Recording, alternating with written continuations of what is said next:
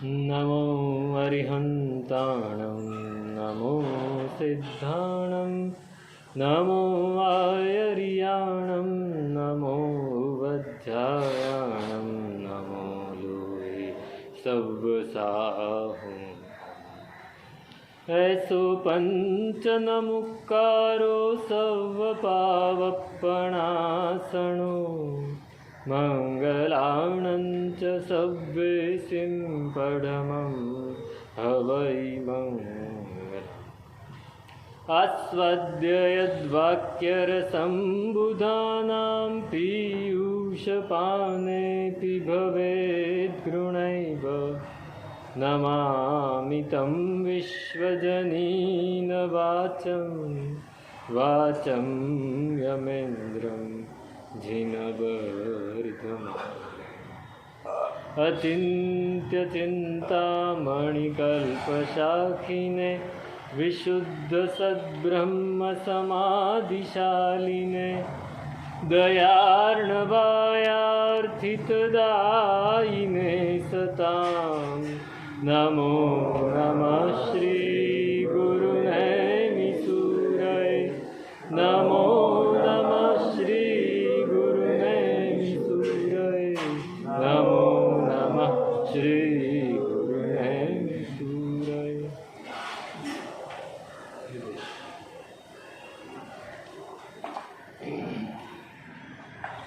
निर्वाणपदमप्येकं भाव्यते यन्मुहुर्मुहुः तदेव ज्ञानमुत्कृष्टं निर्बन्धो नास्ति भूयसा। જ્ઞાન મેળવવું છે, પણ કયું જ્ઞાન મેળવવું છે એની વાત કરી શાસ્ત્રોમાં. ત્યાં સુધી કહ્યું, પરમાત્માએ ઉત્તરાધીન સૂત્રમાં પણ કહ્યું કે ફક્ત અષ્ટપ્રવચન માતાનું જ્ઞાન હોય ને તો પણ સાધુ પોતાનું કલ્યાણ કરી શકે. 14 પૂર્વ સુધી ભણવાની જરૂર નથી. અષ્ટપ્રવચન માતાનું પણ જ્ઞાન હોય. જ્ઞાન એટલે આચરણ સાથેનું, ફક્ત જાણકારી નહીં. એ તો આપણને પણ છે. અષ્ટપ્રવચન માતા એને પણ જો વ્યવસ્થિત રીતે જીવનમાં ઉતારે તો એ પોતાનું કલ્યાણ કરી લે. તો અહીં કહે છે કે જ્ઞાન જોઈએ. જ્ઞાન શેને માટે જોઈએ? વિભાવોથી બચવા માટે, સ્વભાવમાં સ્થિર થવા માટે, પરભાવમાંથી બહાર નીકળવા માટે, પૂતગલોની આસક્તિ છોડવા માટે, સંસારથી છૂટવા માટે. સંસારથી છૂટવું છે, સંસારને આપણા મનમાંથી કાઢવો છે. હકીકતમાં સંસાર તો મનમાં જ છે, બહાર નથી. બહાર જે દેખાય છે એ તો કંઈ જ નથી. એ દેખાય છે જ નહીં. હકીકતમાં એ સમજી લેજો, આ જે દેખાય છે ને, આપણે જે પણ જોઈએ છીએ કાંઈ જ નથી. પરમાત્માને પૂછો કે સાહેબ આ શું છે, તો કે આ પરમાણુના પુંજ છે. પરમાણુના પુંજ છે. આપણને ધુમાડો દેખાય ને, સમજો કે કોઈ જગ્યાએ આગ લાગી હોય ને ધુમાડો દેખાય, તો ધુમાડો શું છે? ધુમાડાને પકડી શકાય? ધુમાડાને પકડી શકાય? ભાઈ આ થોડો ધુમાડો ઘરે લઈ જાઓ, કામ લાગશે નહીં. બસ આ બધું ધુમાડો જ છે. આ જે દેખાય છે ને એ તો આપણા મનમાં એની વિભાવના છે કે આ પથ્થર આવો હોય, આ લાદી આવી હોય, આ ટેબલ આવું હોય, આ લાકડું આવું હોય, એવું મગજમાં બેસી ગયું છે અનાદિકાળથી, એટલે આપણને એવું દેખાય છે. બાકી હકીકતમાં આ નથી. જે દિવસે આપણી દૃષ્ટિ સૂક્ષ્મ થશે, આપણી દૃષ્ટિ બહુ જ સ્થૂલ છે એટલે સ્થૂલ વસ્તુ પકડે છે. જે દિવસે આપણી દૃષ્ટિ સૂક્ષ્મ થશે ત્યારે આપણને એમ થશે કે આ તો ધુમાડો જ છે, સતત પરાવર્તન પામતું. તમને ખબર છે, એક અણુ હોય ને, એ વૈજ્ઞાનિકોની ભરી ભાષામાં વાત કરું, એક અણુમાં એક ઇલેક્ટ્રોન હોય, હા, એક પ્રોટોન હોય ને એક ન્યુટ્રોન હોય. ન્યુટ્રોન વચ્ચે હોય, પ્રોટોન એની બાજુમાં હોય, એટલે ઇલેક્ટ્રોન એને પ્રદક્ષિણા દીધા રાખે. એક ન્યુટ્રોનથી એક ઇલેક્ટ્રોનની વચ્ચેની જે જગ્યા છે ને, એટલે અંતર એ કેટલું છે? તો કે જેટલું પૃથ્વી અને સૂર્ય વચ્ચે અંતર છે એના અનુપાતમાં એને જ્યારે અણુ સુધી લઈ જાઓ ત્યારે એટલું અંતર છે. એટલે હા, અણુમાં એક ઇલેક્ટ્રોન અને એક ન્યુટ્રોન વચ્ચેનું અંતર એટલું છે. હવે સમજો કે પૃથ્વી અને સૂર્ય વચ્ચે અંતર કેટલું બધું છે. એની વચ્ચે શું છે? પૃથ્વી અને સૂર્ય વચ્ચે કંઈ દેખાય છે? અવકાશ છે, ખાલી છે. એમ ઇલેક્ટ્રોન અને ન્યુટ્રોન વચ્ચે અવકાશ ખાલી જ છે. હવે આટલા બધા પરમાણુ ભેગા થયા એક સાથે, આપણે આ એક કાગળની અંદર કેટલા પરમાણુ હશે? અનંતા પરમાણુ છે. એ અનંતા પરમાણુની અંદર અનંતા ઇલેક્ટ્રોન, એની અંદર અનંતા ન્યુટ્રોન, એ બંને વચ્ચેના ગેપ જ ગેપ છે. નક્કર ક્યાં છે? નક્કર કોઈ વસ્તુ દેખાય છે?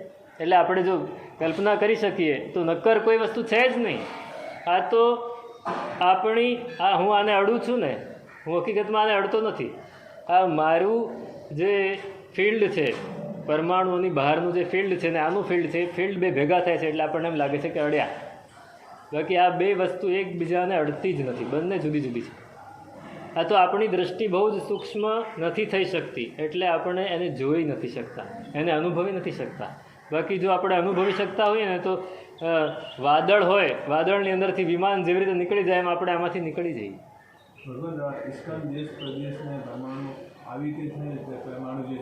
હા હા, એ સુધી આપણે નહીં જઈએ, કેમ કે એ વૈજ્ઞાનિકોને નથી દેખાતું, પણ પરમાત્મા એ જોઈ શકે. હવે વૈજ્ઞાનિકોને જે દેખાય છે એમાં પણ ધુમાડા જેવું હોય તો પરમાત્માને જે દેખાય એમાં કેટલું સૂક્ષ્મ છે. પરમાત્માને જે દેખાય એમાં તો આપણે કલ્પના જ ન કરી શકીએ. એટલે પરમાત્માને કોઈ દિવસ કોઈ સોનું એ સોનું નથી લાગતું. કેવલ જ્ઞાની પરમાત્મા છે, વિતરાગ પરમાત્મા છે, એને સોનું એ સોનું નથી લાગતું અને કચરો એ કચરો નથી લાગતો. બધું જ પરમાણુના પુંજ છે, પરમાણુના પુંજ છે, પરમાણુના સ્કંધોના ઢગલે ઢગલા પડ્યા છે. બસ એને એક આકાર મળ્યો એટલે એને આપણે સોનું નામ આપી દીધું, એને એક આકાર મળ્યો એટલે આપણે એને ડુંગર નામ આપી દીધું, એને એક આકાર મળ્યો એટલે આપણે એને ઘર નામ આપી દીધું, બાકી કંઈ નથી. તો એ આપણને એ જ્ઞાન જોઈએ છે ખરું, જે આપણા મનમાંથી સંસારને છોડાવે, આપણને સંસારથી કંઈક દૂર કરે, વિભાવોથી આપણને બચાવે, એવું કોઈ જ્ઞાન જોઈએ છે. તો ઉપાધ્યાયજી મહારાજ બહુ સરસ ચાવી દેખાડે છે. એ કહે છે કે આપણે ત્યાં વ્યવહારુ જ્ઞાન હોય ને, જે વ્યવહારુ જ્ઞાન છે, જે આપણે વ્યવહારિક સ્કૂલનું ભણીએ કે તમારા બિઝનેસનું હોય કે લશ્કર સંબંધી હોય કે વૈજ્ઞાનિકોનું જ્ઞાન હોય, બધું જ જ્ઞાન છે, એમાં વારંવાર ફેરફાર આવતા રહે છે. ફેરફાર આવે છે. આજથી 100 વર્ષ પહેલાં જે ભણાવતા હતા એ આજે ભણાવે છે ખરા? અરે આજથી 10 વર્ષ પહેલાં જે ભણાવતા હતા એ નથી ભણાવતા, દર વર્ષે બદલાય. કેમ કે નવું આવે ને જૂનું આઉટ ઓફ ડેટ થઈ જાય. તમે આજ કોમ્પ્યુટરની જ્યારે શોધ થઈ 1945 લગભગ 40-45માં, ત્યારે એક કોમ્પ્યુટર એટલે આવડો મોટો હોલ ભરાય એવડું મોટું એક કોમ્પ્યુટર હતું. અને એ ગણતરી કેટલી કરી શકે? તો માંડ થોડીક ગણતરી એ કરી શકે. એક કેલ્ક્યુલેટર પણ નાનામાં નાનું જે ચાલુમાં ચાલુ કેલ્ક્યુલેટર એ પણ અત્યારે વધારે ગણતરી કરે, એટલી ગણતરી એવડા મોટા મશીનમાં થતી હતી. પણ એ મશીન ગણતરી કરી શકતું હતું, એ મહત્ત્વનું. હવે આજે મશીન કોઈને આપવામાં આવે તો શું થાય? પહેલું કોમ્પ્યુટર હતું એબાકસ, એને એબાકસ કહેવાતું. એ એબાકસ એ આવડું મોટું બનેલું હતું. હવે ધીમે ધીમે ધીમે ધીમે ધીમે ક્યાં પહોંચ્યું? આજે ટ્રાન્ઝિસ્ટર નાનકડી ચિપમાં હજારો નહીં, લાખો નહીં, પણ કરોડો નહીં, અબજો નહીં, એની કંઈ ગણતરી જ નહીં, એટલી બધી અંદર મેમરી આવી જાય છે. એટલું બધું અંદર આવી જાય. ગણતરી કેટલી ઝડપથી થાય? 1 સેકન્ડના લાખમાં કે કરોડમાં કે અબજમાં ભાગમાં એટલી ગણતરી થઈ જાય. સુપર કોમ્પ્યુટરમાં 1 સેકન્ડમાં કેટલી ગણતરી થાય? તો કે 25,000 કરોડ ગણતરી થાય. 25,000 કરોડ ગણતરી થાય. તમે એક પ્રશ્ન પૂછો, એ બધી જ રીતે ગણતરી કરીને તમને તરત જ જવાબ આપે. તમે મગજમાં કોમ્પ્યુટર સાથે ચેસ રમો ને, આપણું મગજ એનાથી પાવરફુલ છે. હમણાં એક બાળકે કોમ્પ્યુટરને ચેસમાં હરાવી દીધું. તો એ કોમ્પ્યુટર એટલે રોબોટ હતો, એને બાળકની આંગળી તોડી નાખી. કેમ? એનામાં એને ગૂંચવાઈ ગયું. એ બાળક એટલી ઝડપથી રમતો હતો કે કોમ્પ્યુટર 1 સેકન્ડની 25,000 કરોડ ગણતરી કરીને એ ચાલ રમે. એની સામે પેલો બાળક એનાથી વધારે ઝડપથી રમતો હતો. એટલે કોમ્પ્યુટર ગૂંચવાઈ ગયું તો એની આંગળી તોડી નાખી. હવે છતાંય હવે એ વસ્તુ છે એ આજથી 20 વર્ષ પછી તો આપણને લાગે છે કે આ જૂનવાણી થઈ ગઈ. શું થશે? જૂનવાણી થઈ જશે એમ. કેમ? કે નવા નવા સંશોધનો થયા જ કરે છે. જે વસ્તુ પહેલાં હતી અત્યારે કામ નથી લાગતી.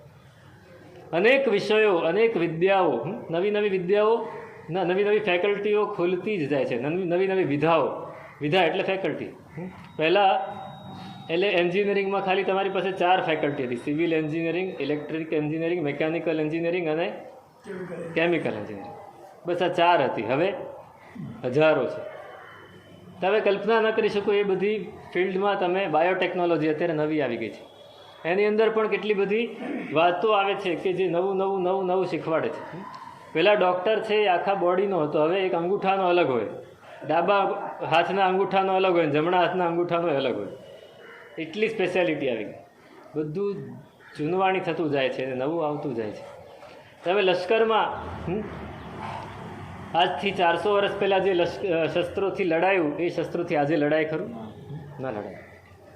400 વર્ષ પહેલાં તોપો શોધાઈ ગઈ હતી.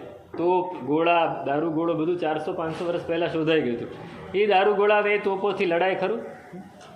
અરે એની પહેલાં રાજાઓ કિલ્લા બનાવતા, એ કિલ્લાને કોઈ તોડી ના શકે. પણ જ્યારથી તોપ ગોળાનું તો એની શોધ થઈ ત્યારથી કિલ્લા પણ નકામા થઈ ગયા બધાએ. અંગ્રેજોએ આપણી ઉપર અને મુસલમાનોએ યુદ્ધ કરીને જીત કેવી રીતે મેળવી? તોપોના કારણે. હવે તોપ ગઈ, એની પછી બંદૂકો આવી, બંદૂકો, મિસાઇલો આવી ગઈ. અત્યારે રોબોટ, પેલા શું કહેવાય એને, ડ્રોન. હવે ડ્રોનથી જ લડે છે. લશ્કરે ત્યાં જવાની જરૂર નથી. તો આજથી 50 વર્ષ પહેલાં કે 100 વર્ષ પહેલાંનું પણ જૂનવાણી થઈ જાય છે. બિઝનેસમાં પણ તમે નવી નવી નવી શોધો આવ્યા જ કરે છે. આજથી તમે 100 વર્ષ પહેલાં જે રીતે ધંધો કરતા હતા એ રીતે અત્યારે થાય ખરો? બધા ફેંકાઈ જાય, ફેંકાઈ જાય, ધંધો જ નહીં થાય. અરે આ રીતે નહીં કરાય, આમ જ કરાય. આખી સિઝન, આખી વસ્તુ જ બદલાઈ ગઈ. તમે ચોપડા લખતા હતા, અત્યારે કોમ્પ્યુટર આવી ગયું. ટેલીમાં તમારે બધું હિસાબ કરવો પડે. પેલા જમા ને ઉધાર ને આ ને તે ને કાંઈ જ નહીં. રિટાયર થઈ જવાનું, થવું પડે નહીં, થઈ જ જવાનું. તો યુવાનીમાં તમે જે શીખ્યા હતા, તમારો જે વ્યવહાર છે, આપણો જે વ્યવહાર છે, સમાજનો વ્યવહાર છે, એ પણ બદલાઈ ગયો. સમાજનો વ્યવહાર આજથી 50-100 વર્ષ પહેલાંનો જે વ્યવહાર, વડીલો સામે ખુલ્લા માથે અવાય નહીં બહેનોએ. અરે બહેનો પોતાની સાસુ સામે ખુલ્લા માથે નહોતા જતા. સાસુ સામે ઘૂંઘટ કાઢવો પડે, એની સાથે વાત ન કરાય, જેઠની સાથે વાત ન કરાય, કોઈ પુરુષની સાથે વાત ન કરાય. અને એ ધીમે ધીમે બદલાયું તો આજે ક્યાં સુધી પહોંચી ગયું? આજે વ્યવહાર તમે એ વાત કરો તો કે તમે 18મી સદીની વાત કરો છો, એમ થાય? શું કે 17મી 18મી સદીની વાત કરો છો? તમે કઈ સદીમાં જીવો છો? કોઈ જ માને નહીં, કોઈ નહીં માને અને કોઈ સ્વીકારે પણ નહીં. પણ એક વસ્તુ છે, એમાં બદલાવ નથી આવ્યો, એમાં કોઈ જ બદલાવ નથી આવ્યો. એ છે આપણા આગમો, એ છે આપણા શાસ્ત્રો, એ છે આપણા અધ્યાત્મશાસ્ત્રો. અધ્યાત્મશાસ્ત્રમાં આજથી લાખ વર્ષ પહેલાં જે વાત કરી હતી આજે પણ એટલી જ પ્રસ્તુત છે. એમાં લખેલું કે ભાઈ તમે આસક્તિને દૂર કરો. આજે પણ આસક્તિને દૂર કરવાની વાત તો એની એ જ છે, એ જ રીતે જ છે. એમાં બદલાય છે કંઈ? નથી બદલાતું. એમાં કાંઈ જ બદલાતું નથી. એમાં લખવામાં આવ્યું કે આ રીતે રાગને દૂર કરી શકાય, આ રીતે દ્વેષને દૂર કરી શકાય, આ રીતે મોહને દૂર કરી શકાય. આજે પણ એ જ રીતે દૂર કરી શકાય છે. એમાં કોઈ ફેરફાર નથી આવ્યો. એમાં કોઈ ફેરફાર આવે? આચારામ સૂત્રમાં પરમાત્માએ આજથી 25,000 વર્ષ પહેલાં કહ્યું કે એસ મોહે એસ ગ્રંથે એસ, એમ આ પાપ છે, આ મોહ છે, આ ગ્રંથ છે. એ જ વાત આજે પણ એની એ જ છે. આપણે જે કાર્યો કરીએ છીએ મોહરૂપ છે, એ પરમાત્માએ ત્યારે કહેલું પણ આજે પણ એ જ છે. એમાં કોઈ ફેરફાર નથી. હવે કેટલાય ગ્રંથો રચાયા, કેટલાય નવા નવા શાસ્ત્રો રચાયા. શાસ્ત્રો તો એના એ જ હોય, અર્થો તો એના જ હોય, પદાર્થો તો એના જ હોય, ખાલી એને કહેવાની રીત જુદી હોય. કહેવાની રીત જુદી, વાત તો એની જ છે. હવે આપણે કેટલા શાસ્ત્ર ભણીશું? કોઈ પણ વ્યક્તિ પોતાના જીવનમાં કેટલા શાસ્ત્ર ભણી શકે, કેટલી ગાથાઓ કરી શકે, કેટલા શાસ્ત્રો વાંચી શકે, કેટલા આગમો મોઢે કરી શકે? નહીં. ગમે એટલું કરે તો એક સાગરનું એક બિંદુ તુલ્ય પણ નથી. 14 પૂર્વધર છે અને 14 પૂર્વ મોઢે હોય. હવે 14 પૂર્વ સમજો કે 6 14 પૂર્વી છે ને 6 અને 14 પૂર્વ આખા મોઢે છે, છતાંય પહેલાં 14 પૂર્વી કરતાં છેલ્લો 14 પૂર્વી છે એ બંને વચ્ચે આસમાન જમીનનો ફેર હોય. એના પર્યાયો એને જાણવામાં, એ જ્ઞાનને હું એક અર્થ જાણું છું, હું 2 અર્થ જાણું છું, 5 અર્થ જાણું છું. પેલા અનંત અર્થ જાણે છે, અસંખ્ય અર્થ જાણે છે એક જ પદાર્થના. કેમ કે એની બુદ્ધિમાં તરતમતા છે. તો હવે આટલું બધું ભણો તોય બાકી રહી જાય છે, તો પછી કેટલું ભણવું? કોઈ માણસ પોતાના જીવનમાં કેટલું ભણી શકે અને ભણીને કેટલું જીવનમાં ઉતારી શકે? એટલે ઉપાધ્યાયજી મહારાજ કહે છે કે બધું બહુ ભણ્યા છતાંય એક વસ્તુ એવી ભણી લેવી છે. ગમે એટલું તમે ભણો બરાબર છે, પણ એક વસ્તુ એવી જાણી લેવી છે, એક વસ્તુને એવી મગજમાં ફિટ કરી દેવી છે કે વારંવાર એનું રટણ કરવાથી આપણે પૂતગલની આસક્તિથી બચી શકીએ.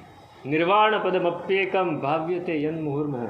જે આપણને સંસારની આસક્તિથી છોડાવે એવું એક પદ બરાબર, એક જ પદ, એક જ લીટી ચાલશે, વાંધો નહીં. એક ગાથા પણ ચાલશે, એક કડી પણ ચાલશે, પણ એને વારંવાર રટવી પડે. માસ્તુસ મુનિએ શું કર્યું હતું? ગુરુ ભગવંતે એમને કહ્યું આ ભણો, ગાથા ચડતી નથી. વડી દીક્ષાની ક્રિયા શરૂ કરી ત્યાં સુધી વાંધો નહોતો. 3 અધ્યયન થઈ ગયા ત્યાં સુધી વાંધો નહોતો. 4થું અધ્યયન શરૂ કર્યું ને નથી ચડતું. 3 અધ્યયન ભણી લીધા, 4થું અધ્યયનની એક ગાથા પણ ચડતી નથી. 4થું અધ્યયન જ્યાં સુધી પૂરું ન થાય ત્યાં સુધી વડી દીક્ષા ન થાય ત્યાં સુધી આયંબિલ કરવા પડે. અને એ ગાથા શરૂ કરી પણ મોઢે ચડે નહીં, ગમે એટલી મહેનત કરે. ગુરુ ભગવાન ને કહે કે સાહેબ, ગુરુ ભગવાન કે એક થઈ શકે, જો તમે ઈચ્છો કે મારે વડી દીક્ષા કરી દેવી છે તો હું તમને અનુજ્ઞા આપી દઉં 4થા અધ્યયનની. એવું થાય છે આજે કે ઘણાથી 4થું અધ્યયન ન થાય તો એને અનુજ્ઞા મળી જાય, વડી દીક્ષા થઈ જાય. નહીં સાહેબ, વિધિ શું છે? તો કે વિધિ 4થું અધ્યયન ભણ્યા પછી જ વડી દીક્ષા થાય. તો મારે 4થું અધ્યયન ભણ્યા પછી જ વડી દીક્ષા કરવી છે, અંદર નિશ્ચય. પણ સાહેબ મને ચડતું નથી, તો મને કંઈક બીજું આપો કે જે હું મારા મનને સ્થિર કરવા માટે એને ગોખી શકું. તો એને કહ્યું મા ઋષ મા તુષ, તું રાગ ન કર, તું દ્વેષ ન કર. તું દ્વેષ ન કર, તું રાગ ન કર. મા ઋષ, રોષ નહીં કર. મા તુષ, તોષ નહીં કર, રાગ નહીં કર. આ બે જ પદ, હા, એક જ લીટી છે. આ લીટીને ગોખ્યા કરો તમે, બસ એને એનો અર્થ સાથે આપ્યો. એમને નહીં ખાલી મા ઋષ મા તુષ, મા ઋષ મા તુષ એમ કચ્ચા પાપડ પક્કા પાપડ, એ નહીં. એનો કોઈ અર્થ નથી. મા ઋષ મા તુષ, દ્વેષ ન કર, રાગ ન કર. રાગ ન કર, દ્વેષ ન કર.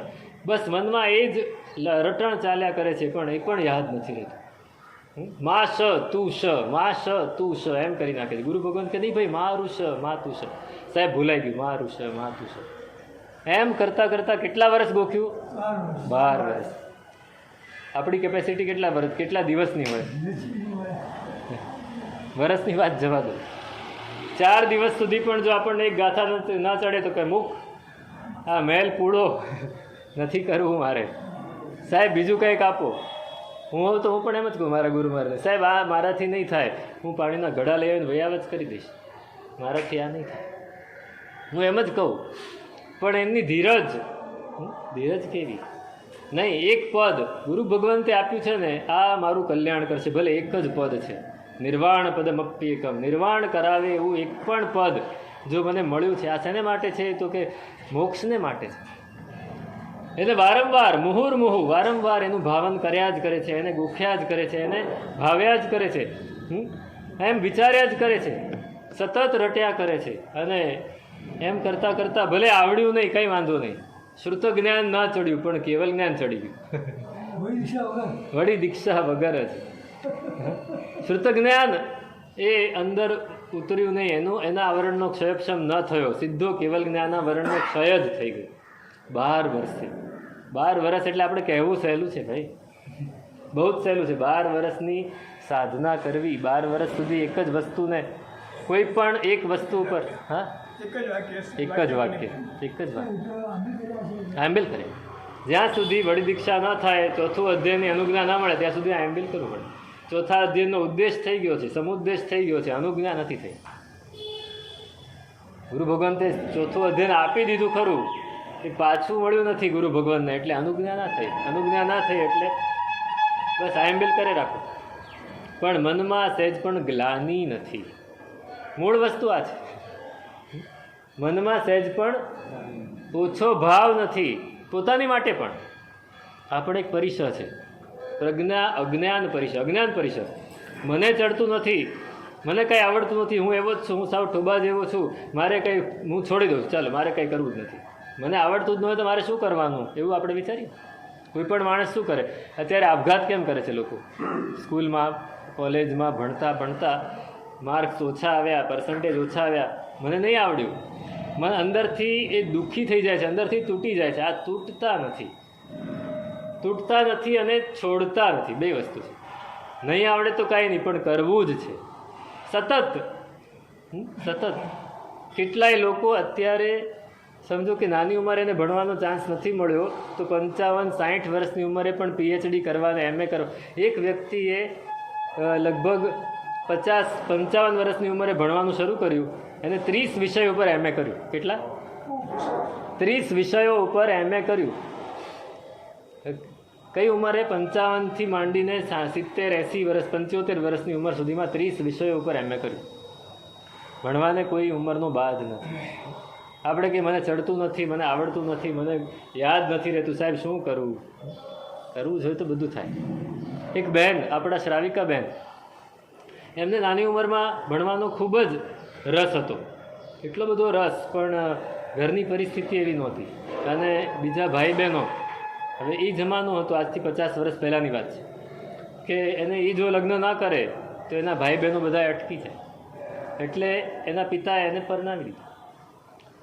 લગ્ન થઈ ગયા, વસ્તારી કુટુંબમાં રહેવાનું, એટલે ત્યાં તો બીજું કંઈ થાય નહીં. આખો દિવસ ઘરના કામમાં જ દિવસ પૂરો થઈ જાય, સંતાનોને સાચવવા અને ઘરના કામ કરવા.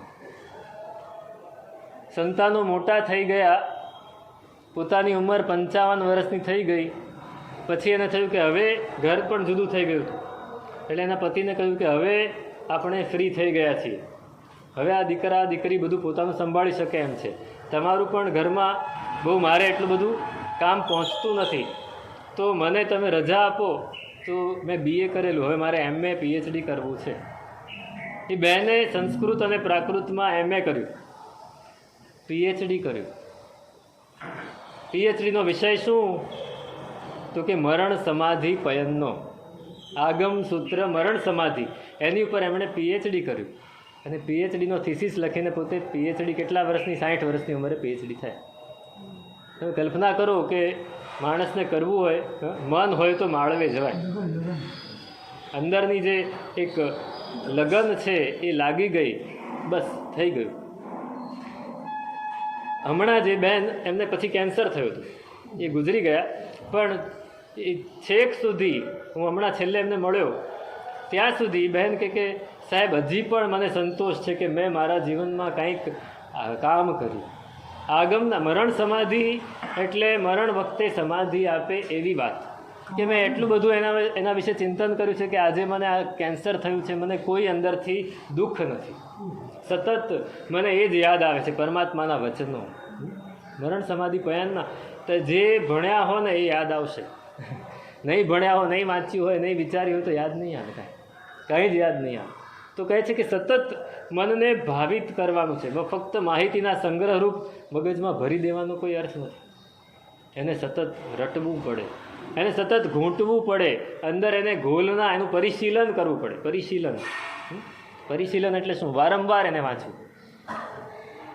અમારે ત્યાં કોઈ પણ ગ્રંથ વાંચવાનો હોય, ભણવાનો હોય તો એને 7 વાર ભણવો પડે. હા, ભણવો પડે તો છે તે અંદર એ ફિટ થાય. પહેલી વાર ભણીએ ત્યારે ખ્યાલ આવી જાય કે આમાં શું વિષય કયો છે, બીજી વારમાં થોડું પાકું થાય, ત્રીજી વારમાં પ્રશ્નો થાય, ચોથી વારમાં પ્રશ્નોના થોડા પ્રશ્નોનું સમાધાન થાય, 5મી વારમાં બીજા વધારાના મોટા પ્રશ્નો છે એનું સમાધાન થાય, પછી 6ઠ્ઠી ને 7મી વારમાં અંદર સ્થિર થઈ જાય. એ ગ્રંથ પછી કોઈ દિવસ ભૂલાય નહીં. 7 વાર એક ગ્રંથ વાંચવું પડે. એક પુસ્તક તમે કેટલી વાર વાંચી શકો? એક જ વાર પણ નથી વાંચતા ભાઈ. એક વાર પણ નથી વંચાતું, પૂરું થતું જ નથી. થોડું વંચાય પછી બસ હવે કંટાળો આવે છે, બીજું લઈ વાંચવાનું. હે, મોબાઈલ આવ્યા નહીં, મોબાઈલ નહોતા તોય ક્યાં વાંચતા? મોબાઈલ નહોતા તો પણ ક્યાં વાંચતા? તમને કહું, આપણા ગુજરાતમાં, ગુજરાતની જ વાત કરું, ગુજરાત રાજ્યમાં કોઈને વાંચવાનો રસ નથી. અહીંના સાહિત્યકારો પુસ્તક લખે અને એની નકલ કેટલી છપાય? બહુ તો 500, 1000, વધારેમાં વધારે 2000. આપણે 2000 નકલ છપાય અને એમાંથી વેચાય કેટલી? વેચાય તો નહીં જ, વહેંચાય. એને ફ્રીમાં આપો ને તો પણ પ્રભાવના કરવી પડે, કોઈકને વાંચવા માટે આપવું પડે. પછી એમાં લખવું પડે કે જ્ઞાન ખાતામાંથી છપાય છે, તમે પૈસા ભંડારમાં નાખી દેજો અથવા જ્ઞાન ખાતામાં આપી દેજો. કોઈ અડે નહીં પુસ્તકને. ઘરમાં પુસ્તક પડ્યું, અત્યારે લોકોની મેન્ટાલિટી એવી થઈ ગઈ છે કે પુસ્તક ઘરમાં પડ્યું હોય, સાહેબ આશાતના બહુ થાય છે, હું પુસ્તક મૂકી દઉં છું, અહીંયા આવીને મૂકી જાય. ગૌતમ સ્વામીની મૂર્તિ હોય તો આશાતના થાય ખરી? શંખેશ્વર પાર્શ્વનાથની મૂર્તિ હોય તો આશાતના નથી થતી. પુસ્તક પડ્યું હોય તો આશાતના થાય. જગ્યા રોકે, કચરો થાય. બહુ કદાચ ક્યારેક જ્ઞાન મળી જાય તો તકલીફ પડી જાય. ના, હવે વધારે જ્ઞાન જોઈતું નથી અમને, અમારો સંસાર જે છે સુખી છે. નહીં, પુસ્તક ઘરમાં રાખો. એક સાહિત્યકારે બહુ સરસ વાત કરી કે તમારી દીકરીને કયા ઘરમાં આપજો, તો કે જે ઘરમાં 10 સારા પુસ્તક હોય ને એ જ ઘરમાં આપજો. જે ઘરમાં 10 પુસ્તક સારા ન વસાવ્યા હોય એ ઘરમાં તમારી દીકરીને નહીં આપતા, દુઃખી થશે. આપણને વાંચવાનો રસ નથી. વાંચશો ને. કેવા પુસ્તકો છે, કેવા પુસ્તકો છે. એક પુસ્તક જો ગમી ગયું હોય તો વારંવાર વાંચવું પડે, વારંવાર વાંચવું પડે. હમણાં એક પુસ્તક એવું સરસ મળ્યું તો મને 20 વર્ષથી હતું. હું વાંચતો રહ્યો. મેં નહીં તો એ પુસ્તક 50 થી 60 વાર વાંચ્યું છે, છતાં હજી પણ એમ થાય કે આ ફરી વાંચું. કેમ કે જેટલી વાર વાંચીએ એટલી વાર અંદરથી આપણો ભાવ ઉલ્લસે. મન રીજે તન ઉલ્લસેજી રીજે બૂજે એક તાન. એ વાંચતા વાંચતા રૂવાડા ખડા થઈ જાય. ફરી એની એ જ વાત વાંચવાની, નવું ફિલિંગ થાય. મેં નહોતું કહ્યું કે ઉત્તરાધ્યયન સૂત્ર આચાર્ય ભગવંત વિજય રામ સુરીશ્વરજી મહારાજ ડેલાવાડ, 92 વર્ષની ઉંમર અને અમકાર સૂરી આરાધના ભવનમાં બિરાજમાન. અને અમે વિહાર કરીને આવ્યા, અમે વંદન કરવા ગયા તો આટલા મોટા મોટા અક્ષરની એમને પ્રિન્ટ કઢાવેલી અને ઉત્તરાધ્યયન સૂત્ર લઈને વાંચતા હતા. આમ ટેકો દઈને બેઠા હતા. ઉંમર ઘણી એટલે સીધા ના બેસી શકે, આમ ટેકો દઈને આમ વાંચતા હતા. તો મારા ગુરુ મહારાજે પૂછ્યું કે સાહેબ આપ શું વાંચો છો? તો કે ઉત્તરાધ્યયન સૂત્રમાં. અત્યારે આ ઉંમરે ઉત્તરાધ્યયન સૂત્ર તો પહેલાં જ વાંચી ગયું. સૌથી પહેલું આગમ અમે વાંચીએ તો કયું વાંચીએ? ઉત્તરાધ્યયન સૂત્ર વાંચીએ. સાહેબ આપ આ ઉંમરે ઉત્તરાધ્યયન સૂત્ર વાંચો છો? તો કે આ 65મી વાર છે. કેટલામી વાર? 65મી વાર. સાહેબ આટલી બધી વાર? તો કે જેટલી વાર વાંચો એટલી વાર નવા નવા ભાવો સ્ફુરે છે. પાનું ફરે છે અને સોનું ખરે છે. સોનું ખરે છે. એમાંથી સોનું ખર્યા કરે છે, ભાવોનું સોનું. એક ઉત્તરાધ્યયન સૂત્ર, એક ભગવંતે મને કહેલું કે સાહેબ ઉત્તરાધ્યયન સૂત્ર જ્યારે વાંચીએ છીએ ત્યારે શું થાય છે? તો કહે કે આપણે કોરી રોટલી હોય ને એ થોડી વાર પડી રહે તો કેવી થઈ જાય? ચવડ થઈ જાય. એ ચવડ થઈ જાય, પણ એને ઘીમાં બોળી દો તો કેવી થાય? એકદમ પોચી થઈ. એમ આપણું મન સંસારના ભાવોમાં એકદમ ચવડ થઈ ગયું હોય છે, પણ ઉત્તરાધ્યયન સૂત્ર વાંચી ત્યારે એકદમ પોચું થઈ જાય છે, કોમળ થઈ જાય છે. નિર્વાણ પદમ અપ્યેકમ. એક જ પદને પકડી લો. તમને જે પદ ગમતું હોય, જે દુહો ગમતો હોય, જે પરમાત્માની સ્તુતિ ગમતી હોય એને પકડી રાખો અને એને રટ્યા કરો. પણ કેવી સ્તુતિ? કે જે આપણને વિભાવમાંથી પાછું સ્વભાવમાં લઈ આવે. પરભાવમાં આપણું મન જ્યારે લાગી ગયું હોય, રાગ દ્વેષમાં ભરાઈ ગયું હોય, ત્યારે આપણને પાછું અહીં લઈ આવે. એવો એક શ્લોક ગોખી રાખજો. કોઈ પણ એક શ્લોક, કોઈ પણ એક ગાથા, કોઈ પણ એક ગુજરાતી સ્તવનની કડી જે આપણને ત્યાંથી ખેંચી લાવે. હમ મગન ભય પ્રભુ ધ્યાન મેં, બસ એટલું જ રાખો, વાંધો નથી. બિસર ગયે દુવિધા તન મન કી. જ્યારે દુવિધા થાય તન અને મનની, મન જ્યારે દુઃખી થઈ જાય ત્યારે આ પદ ગાઈ લેવાનું. આવા તો કેટલાય પદો છે, એને સતત રટ્યા કરો. મન પાછું સંસારમાંથી આત્મામાં આવી જશે, આત્મામાં જોડાઈ જશે, પરભાવમાંથી હટી જશે. એવું જ પદ પકડજો. બાકી ગમે એટલું ભણો, માહિતીનો સંગ્રહ કરવાનો કોઈ અર્થ નથી.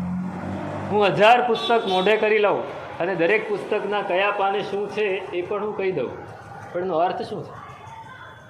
ઓશો રજનીશ હતા ને, એની એવી શક્તિ હતી કે એક પુસ્તક 800 પાનાનું હોય, તમે એને આપો, એ કલાક પછી તમને પુસ્તક પાછું આપી દે.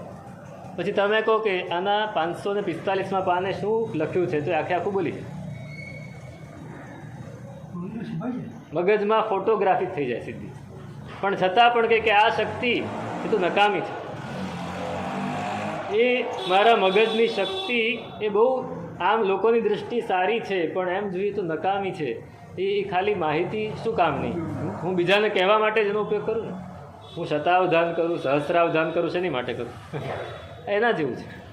એનો પોતાની માટે કોઈ ઉપયોગ નથી. એમાંથી કોઈક વસ્તુ એવી પકડાઈ જાય અને મારા મનને હું સ્થિર કરી શકું, મારા મનને રાગ દ્વેષથી બચાવી શકું, તો કામ. એ પોતે આવું કહેતા. આપણને એનું બીજું પાસું ખબર છે, પણ એનું એક પાસું એવું હતું કે પોતે જીવનમાં ખૂબ ઊંડા ઉતર્યા હતા અધ્યાત્મમાં.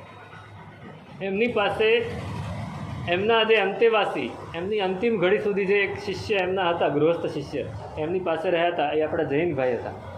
એમણે અમને વાત કરી કે સાહેબ એની સાથે રહીએ ત્યારે ખબર પડે કે આ માણસ કેવો છે. આ યોગી હતો સાહેબ, યોગી. પણ અમુક લોકોએ એનો ઉપયોગ કરીને એનું નામ બગાડી નાખ્યું. તો આપણને જે એક પદ રૂચી જાય, આપણને જે એક પદ બોલતા આવે તો ઉલ્લાસ આવી જાય, સંસારના બધાએ ભાવોથી આપણું મન પાછું હટી જાય, એવા એક પદને ગોખી રાખો. તદેવ જ્ઞાન ઉત્કૃષ્ટમ, તે જ ઉત્કૃષ્ટ જ્ઞાન છે. બહુ વધારે જ્ઞાન ભેગા કરવાનો કોઈ અર્થ નથી. એવું કોણ કહે છે? ઉપાધ્યાયજી.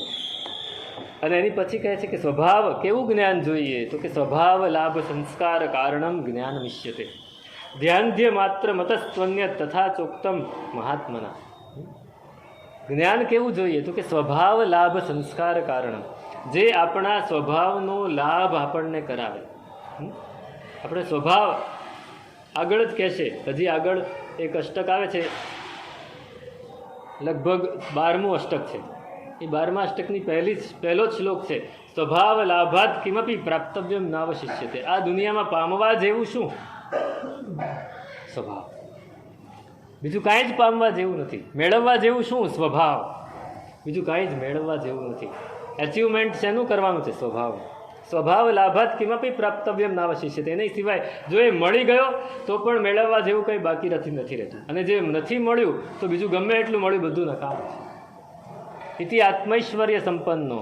જ્યારે સ્વભાવ મળી જાય ત્યારે આત્મા ઐશ્વર્યથી સંપન્ન થઈ જાય છે. ચક્રવર્તીનું ઐશ્વર્ય એની સામે આમ તણખલા જેવું છે. તો કહે છે કે સ્વભાવ લાભ સંસ્કાર, જે જ્ઞાનને ભણવાથી આપણી અંદર સંસ્કાર પડે. કેવો સંસ્કાર પડે? તો કે મારે સ્વભાવમાં જ રહેવાનું છે, મારે વિભાવમાં નથી જવાનું, મારે પરભાવને છોડી દેવાનું છે, મારે સ્વભાવમાં રહેવાનું છે. સતત એવો જ સંસ્કાર જ્યારે આપણા આત્મામાં પડ્યા કરે, એવું જ્ઞાન જરૂરી છે. બીજું બધું કેવું છે? બીજું ગમે એટલું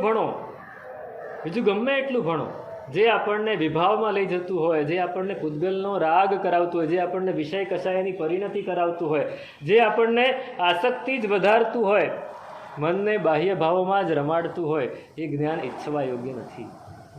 એ જ્ઞાન ઈચ્છવા યોગ્ય છે? નથી. તમને મોબાઈલ, સ્માર્ટફોન છે, ટચ સ્ક્રીનવાળો એ ચલાવતા ન આવડતો હોય અને તમને એમ થાય કે મને નથી આવડતો, કોઈ મને શીખવાડે તો સારું. નહીં, શીખવા જેવું જ નથી. શીખવા જેવું જ નથી. તમારે ફીચર ફોન જ વાપરો. તમે ખાલી નંબર લગાડીને વાત કરવા પૂરતું જ રાખો. શા માટે પેલું શીખવું છે? તમને એમ થાય કે આ ઉંમરે હું શીખી લઉં તો બહુ સારું, મને કંઈક તકલીફ પડે તો એમાંથી બધું હલ કાઢી શકું. બરાબર છે, પણ એ તકલીફ પડે એના કરતાં વધારે તકલીફ ન હોય તે એ સિવાયના સમયમાં આવતી હોય છે. પછી મગજ એમાં ને એમાં જ રહે. શીખવા જેવું નથી. જે નથી શીખવા જેવું એને દૂરથી જ નમસ્કાર કરી દો. એ ધ્યાનધ્ય બહુ એવો કડક શબ્દ વાપરી નાખ્યો છે ઉપાધ્યાયજી ભગવંતે કે આ બુદ્ધિનું આંધળાપણું છે. જે જ્ઞાન મેળવવાથી આપણું મન એ બાહ્ય ભાવોમાં વધારે ને વધારે દોડે તો સમજવું કે એ જ્ઞાન નથી, એ તો બુદ્ધિનું આંધળાપણ છે. એ આંધળો પાટો બાંધીને બુદ્ધિ ગમે ત્યાં દોડીને ગમે તેમાં પડી જશે. એને છોડી દો. અહીં કહે છે કે અકુચ્છા સંયમમ નાણમ સુવ પાઠુભ વિનયમ. જે ભણવાથી પરભાવ ઉપર જુગુપ્સા ન જાગે, જે ભણવાથી અસંયમ ઉપર અંદરથી અરુચિ ન જાગે, એ ભણવું એ પોપટ પાઠ છે. શું? શુકપાઠ. શુક રામ કો નામ વખાણે, પરમાર્થ તસ ન વિજાણે, યા વિધ ભણી વેદ સુણાવે, અકલ કલા ન વિપાવે, કથની કથે સહુ કોઈ, રહેણી અતિ દુર્લભ હોય. બોલવું બહુ જ સહેલું છે. આ મને થોડું આવડી ગયું બોલતા, એટલે હું બહુ સરસ બોલીશ. હા હા હા સાહેબ બહુ સરસ વાત કરે છે, કેટલી સરસ વાત કરે છે, પણ પછી ઉપદેશ માળામાં તો કહી દીધું કે પેલો નટ હોય ને ત્યારે પેલા ભવૈયા નટ આવતા, તો એ ભવાઈ કરે એમાં કોઈ ભક્ત કવિનો રોલ પણ કરે, તો એ ભક્ત કવિના બધા જ પદો એને આવડતા હોય અને એનો જે ઉપદેશ હોય એટલી સરસ રીતે કહે કે લોકો જાણે એમ થાય કે બસ હવે આપણે આ જ કરવા જેવું છે. અને પેલો જેવું નાટક પૂરું થાય એવો તરત જ બીડી સળગાવીને બેઠો હોય. એ શું કહેવાય? શુકપાઠ. પેલો ભવૈયો હતો ને, આપણે સાંભળ્યું છે, ઉદયન મંત્રી, છેલ્લી ઘડી છે અને કોઈ ગુરુ ભગવંત આવીને મને નિર્યામણા કરાવે તો બહુ જ સારું. એ પેલા ભવૈયાને એનો પણ પાઠ આવડતો હતો, બહુરૂપી હતો, એનો પણ પાઠ આવડતો હતો. એ આવ્યો, આના સૈનિકો એને પકડી લાવ્યા, એને કીધું કે તારે જેટલા જોઈતા એટલા રૂપિયા લઈ જજે, પણ તું અત્યારે આમને જે મનમાં સમાધિ પામવાની ઈચ્છા છે સમાધિ પમાડ. અરે આ મારે ચપટી વગાડતા કરું એમ કે એવો વેશ કરીને આવ્યો, આવીને ધર્મલાભ, આંખો નીચી ઢાળેલી છે અને દેવગુરુ ધર્મ પસાય, ગુરુ ભગવંત આપને શાતા છે ને, આપ આ જંગલમાં આપ ક્યાંથી આવ્યા, આ રણભૂમિમાં ક્યાંથી આવ્યા? અરે સાધુ તો વિચરતા હોય, ગમે ત્યાં હોય, આમ તેમ બધી એવી સરસ સરસ વાતો કરી. ઉદયન મંત્રી એકદમ મનથી પ્રફુલ્લિત થઈ ગયા કે આ સમયે મને ગુરુ ભગવાનના દર્શન થયા. સાહેબ મને કંઈક સંભળાવો. એક પછી એક પદો સંભળાવે છે, એક પછી એક શ્લોકો સંભળાવે છે, સમાધિ એને ચડી જાય, સમાધિ મનમાં એકદમ સ્થિર થઈ જાય એવી વાતો કરે છે, નિર્યામણા કરાવે છે. હવે ભવૈયાને બધું જ આવડે છે, બોલો એ માણસ કેટલું બધું શીખ્યો હશે. ઉદયન મંત્રી આમ અંદરથી પ્રફુલ્લિત થતા જાય છે. સંસાર પ્રત્યેનો રાજ્ય કાર્યભાર કર્યો છે. આ 85 વર્ષની ઉંમર છે, 88 વર્ષની ઉંમર, 88 વર્ષની ઉંમરે પણ લડાઈ લડવા માણસ જે નીકળ્યો એની કેપેસિટી કેટલી હશે? પણ એ બધું જ ભૂલીને અત્યારે આત્માની વાતમાં લાગેલા છે અને સ્વભાવમાં સ્થિર થઈ રહ્યા છે અને ધીમે ધીમે ધીમે ધીમે કરતાં એને દેહ છોડી દીધો. નૌકાર ગણતા ગણતા ગણતા સમાધિમાં ને સમાધિમાં દેહ છોડી દીધો. એટલે બધા જ ખૂબ સંતોષ પામ્યા કે આ માણસે બહુ જ સારું કામ કર્યું. શું કર્યું પછી આપણને ખબર છે. એને આ લોકો કહે છે ચાલ ભાઈ હવે તું તારે આ વેશ છોડી દે, તારે જેટલા રૂપિયા જોઈતા હોય માગ, બધું તને આપી દઈએ. તો કે શું કરવા છે રૂપિયા મારે, શું કરવા છે?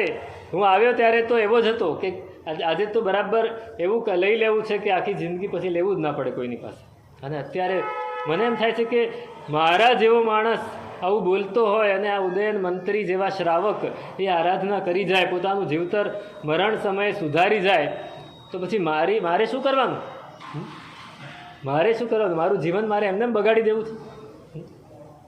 મને આટલું બધું આવડે છે છતાંય હું એને પૈસા કમાવાના સાધન તરીકે વાપરું, હું એને મારું નામ કરવાના સાધન તરીકે વાપરું તો નકામું છે. અને એને અંદરથી બોધ થયો, વેશ તો છોડી દીધું કે હવે વેશ છૂટે નહીં, હવે આ વેશ છૂટે ના છૂટે, વેશ છોડાય નહીં. દીક્ષા લઈ લીધી ગુરુ ભગવાન પાસે જઈને. આપણે જ્યારે એકવાર હૈયામાં, એટલા માટે સ્વભાવ લાભ સંસ્કાર એવું આપણે ભણવું છે જે આપણને સતત ટકોર્યા કરે, અંદરથી સતત ઝકઝોર્યા કરે, આપણને સતત એમ પ્રેરણા કર્યા કરે કે ભાઈ આ રસ્તે જવા જેવું નથી, આ જ રસ્તે જવા જેવું છે. જીતો ભવાન વર્ધતે મોહ તસ્માત માહન માહન. ભરત ચક્રવર્તીએ શું કરેલું? શ્રાવકોને કહી રાખ્યું હતું, તમે રાગ દ્વેષથી જીતાઈ રહ્યા છો, તમે મોહથી જીતાઈ રહ્યા છો, તમે જલ્દીથી ચેતી જાઓ. ચેત મચ્છંદર ગોરખ આયા. ખબર છે ને? મચ્છંદરનાથ અને ગોરખનાથ. મચ્છંદરનાથ એ ગુરુ છે, મત્સ્યેન્દ્રનાથ, અને ગોરખનાથ એક શિષ્ય છે. મત્સ્યેન્દ્રનાથ એ ગુરુ હોવા છતાંય ખોટા રસ્તે ચડી ગયા છે અને પોતાના એની પાસે બીજો પણ એક શિષ્ય છે. એ શિષ્યને કહે છે, ગોરખનાથ છે એ બહુ જ કટ્ટર છે. કટ્ટર એટલે પોતાના આત્માને સ્થિર કરવામાં બહુ કટ્ટર છે. એને ખોટી વાત ગમતી નથી. એ ક્યાંક બહાર ગયા છે અને મત્સ્યેન્દ્રનાથ ખોટા રવાડે ચડી ગયા છે. તો શિષ્યને કહે છે કે જો ગોરખનાથ આવે તો મને બરાબર ચેતવજો. એટલે કહે છે કે ચેત મચ્છંદર ગોરખ આયા. ગોરખ આયા, જાગો રે જનનીના જાયા, ગોરખ આયા.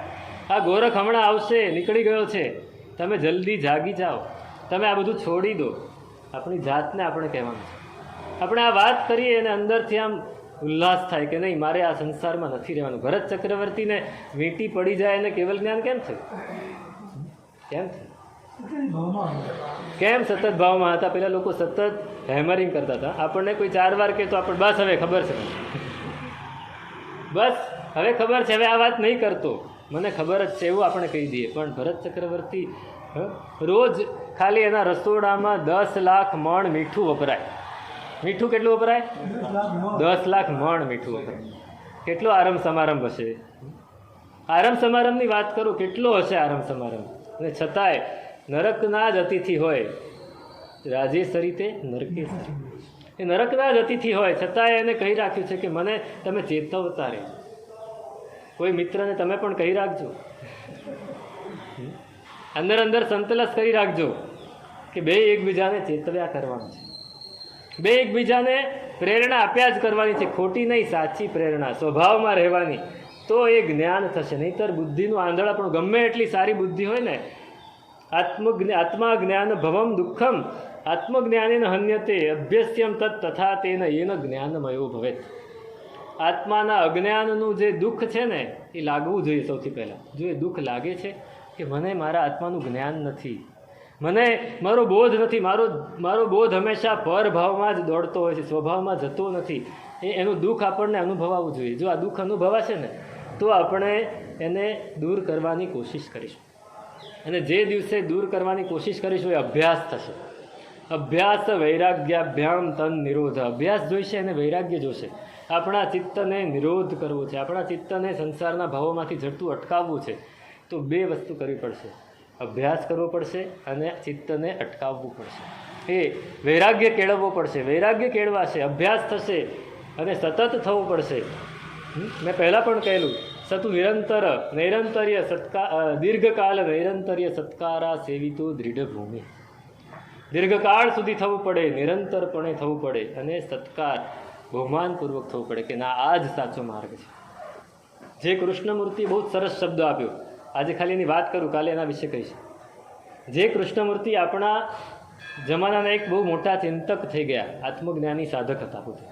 એમણે એક બહુ સરસ શબ્દ આપ્યો કે આપણે જો આગળ વધવું છે તો આપણું લક્ષ્ય શું હોવું જોઈએ? આપણા જીવનમાં આપણે અધ્યાત્મ જીવન જો વિતાવવું છે તો અધ્યાત્મ જીવનનું, આપણા ધર્મ જીવનનું લક્ષ્ય શું હોવું જોઈએ? જાગૃતિ.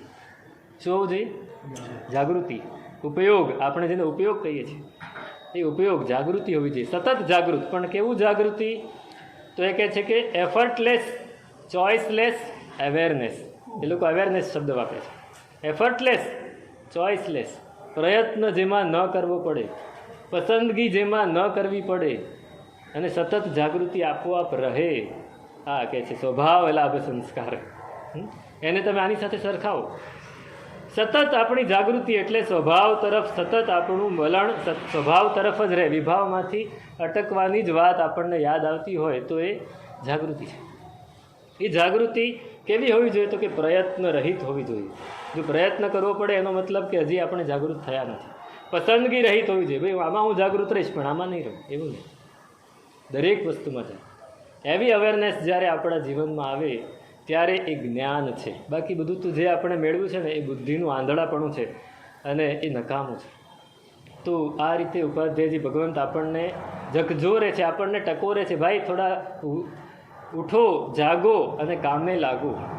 હજી પણ આગળ એ વાત કરે છે કે જો એ સિવાયનું આપણે જ્ઞાન મેળવ્યું છે જે આપણને ઝકઝોરતું નથી તો એ કેવું છે? એ મહાપુરુષોના શબ્દોમાં એ આપણને એ કોટ કરે છે કે આ મહાપુરુષ તથાચોક્તમ મહાત્માએ પતંજલિ ભગવંત એમને આવું પ્રમાણે કહ્યું છે. એ આગળ કહે છે તેનું શું સ્વરૂપ? તે અગ્રે અધિકાર નથી.